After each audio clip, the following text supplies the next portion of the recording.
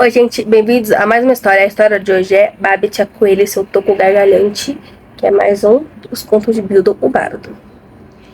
E fiquem ligados porque tá chegando a história mais famosa desse livro, que é citada em Harry Potter, que é o Conto dos Três Irmãos. Então, bora conhecer antes a Babette. Bom, há muitos e muitos anos, em uma terra muito distante, vivia um rei apalermado que decidiu que somente ele devia ter poderes mágicos.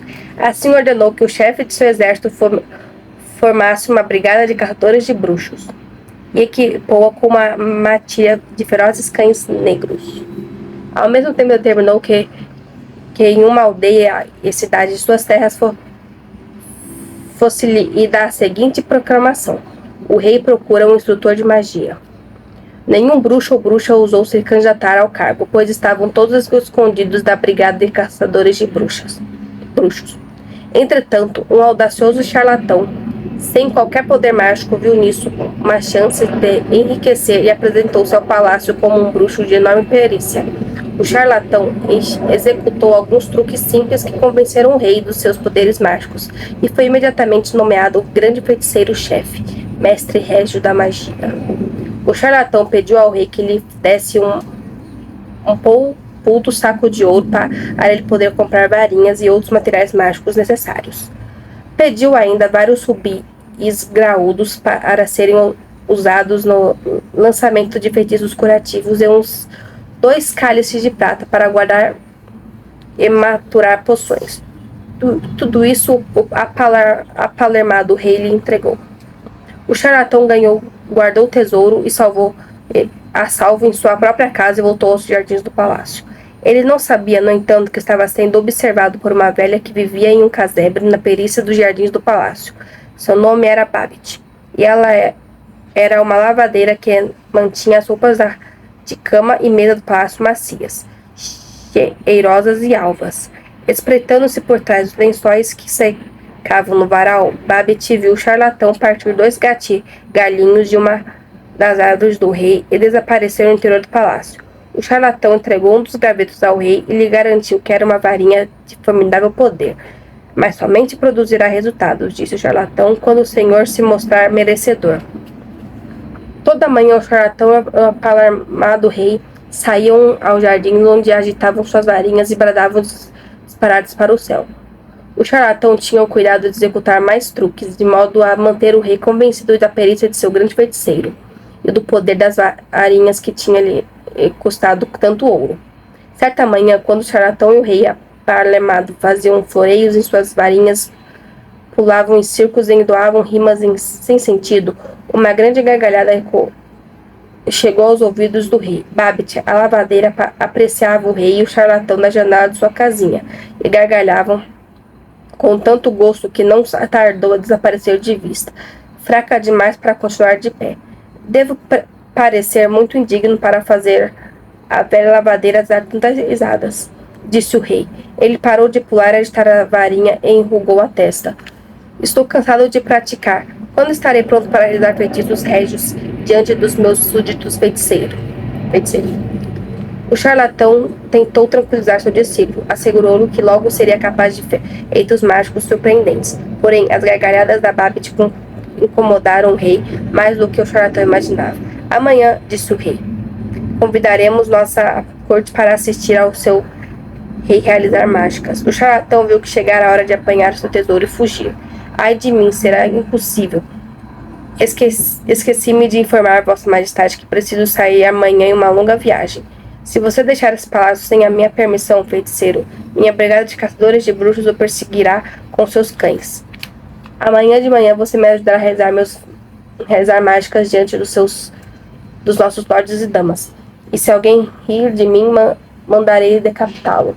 O rei entrou, enfurecido no palácio, deixando o charlatão só e amedrontado. Agora, nem toda a sua astúcia seria capaz de salvá-lo, pois não poderia fugir nem pouco ajudar o rei com a magia que nenhum dos dois conhecia.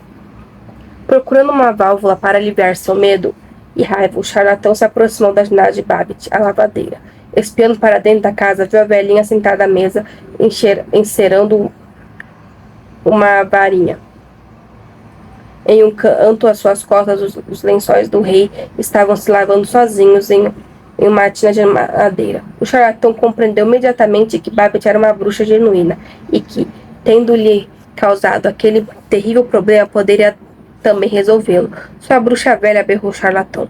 Sua gargalhada me custou caro. Se não me ajudar, vou denunciá-la e você é que será despedaçada pelos cães do rei. A velha Babette sorriu para o charlatão e tranquilizou-o, dizendo que faria tudo em seu poder para ajudá-lo. O charlatão lhe deu instruções para se esconder em uma moita enquanto o rei apresentava o seu espetáculo de magia, e para executar os feitiços do rei sem que ele soubesse. Babette concordou com o plano, mas fez uma pergunta. E, meu senhor, se o rei tentar um feitiço que Babette não seja capaz de realizar? O charlatão zombou.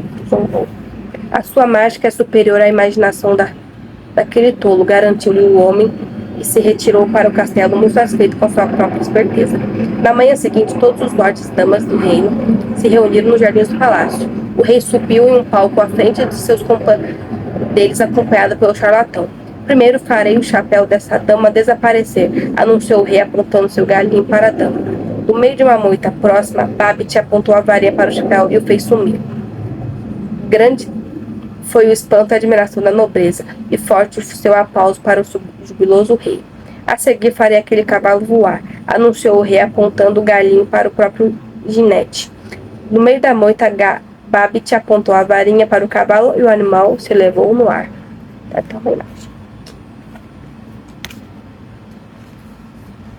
Os nobres ficaram ainda mais arrebatados e surpresos, e aos gritos manifestaram seu preço pelo rei mágico. E agora? Disse o rei, correndo o olhar ao redor em busca de uma ideia. O capitão de sua brigada de 14 bruxas correu para o rei. Majestade, disse o capitão, esta manhã Sabre morreu depois de comer um cogumelo venenoso. Ressuscite-o, majestade, com sua varinha. E o capitão carregou até o palco o corpo sem vida do maior dos cães caçadores de bruxos. O apalmado rei brandiu o seu galinho e apontou para o cão morto. Mas no meio da moita, Babette sorriu e não se deu sequer o trabalho de erguer a varinha, porque nenhuma mágica é capaz de ressuscitar os mortos.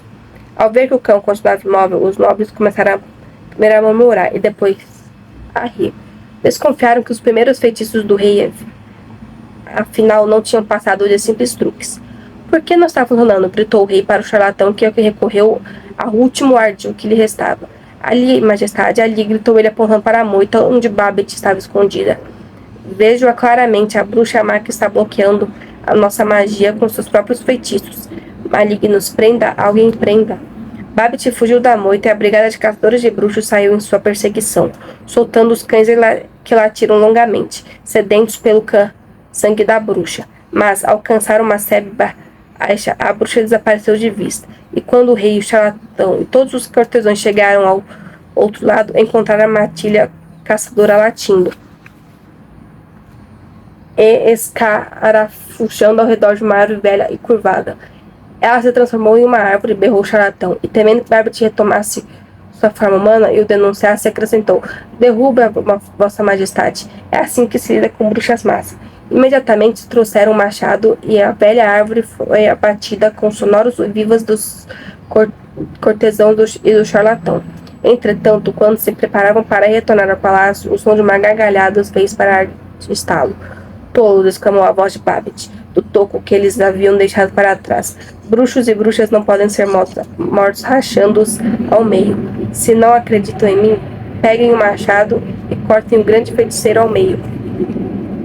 O capitão da brigada de caçadores de bruxos se apresentou a fazer a experiência, mas quando ergueu o machado, o charlatão caiu de joelhos, pedindo misericórdia e confessando toda a sua maldade. Ao vê-lo sendo arrastado para a masmorra, o toco de árvore gargalhou mais alto que nunca. Quando cortou uma bruxa ao meio, vossa majestade desencadeou uma terrível maldição sobre o seu reino, disse o toco ao rei aterrorizado. De hoje em diante, cada maldade que o senhor infligir aos meus companheiros bruxos se refletirá como uma machadada do lado do seu corpo, até o senhor desejar morrer. Ao ouvir isso, o rei também caiu de joelhos e disse ao toco que faria imediatamente uma proclamação protegendo todos os bruxos do seu reino e deixando-os praticar sua magia em paz. Muito bem, disse o toco, mas o senhor ainda não compensou Babette. Farei qualquer coisa que pedir, exclamou o apalavado rei, torcendo as mãos diante do toco. O Senhor construirá uma estátua de Babet em cima de mim, em memória à sua pobre lavadeira, para lembrá-lo para sempre de sua própria tolice, ordenou o toco. O rei concordou imediatamente e prometeu contratar o maior escultor de terra para fazer uma estátua de ouro puro. Depois, envergonhado, o rei e toda a nobreza retornaram ao palácio, deixando o toco dando gargalhadas às suas costas. Quando os jardins esvaziaram novamente, esgueirou-se do buraco entre as raízes do toco uma velha coelha robusta e bigoduda, com uma varinha presa entre os dentes. Babet saiu saltando pelos jardins para muito longe.